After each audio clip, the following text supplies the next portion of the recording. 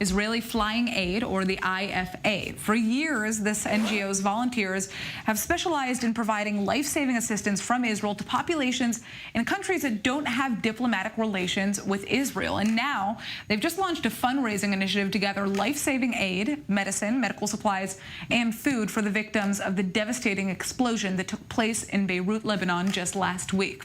So far, they've already raised over $46,000, and we have Maya Zuckerman joining us. She's the Chief Operating Officer of Israel Flying Aid. So, Israel has offered lots of humanitarian aid to the Lebanese people since this devastating explosion took place in Beirut last week. But so far, it seems like none of that help has really been accepted. How is the IFA planning on providing this aid, and how does the organization typically work?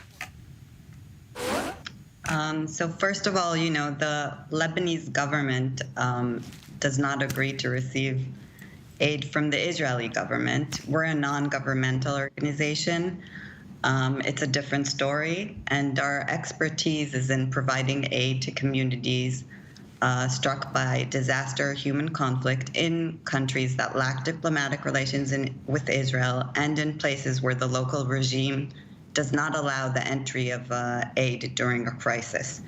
So this is what we've done in Sudan, in Chad, in Syria, Indonesia, all over the world. And this is what we plan on doing also for the people of Lebanon. Now, what is the goal of the organization's fundraising initiative? Is it to raise money for aid, or actually fly to the ground and assist the people that are most in need? The goal is, first of all, to raise money in order to provide aid to the people of Lebanon, and also to show solidarity from the Israeli people to the Lebanese people during this terrible time that they're suffering. And that's our focus. It's always been our focus to provide aid where needed. Now, like you said before, the IFA has long specialized in providing life-saving assistance across the world. In what other situations has this organization provided help to nations that have no diplomatic relations? I know that you mentioned Sudan, Syria. Has the organization actually flown to the ground?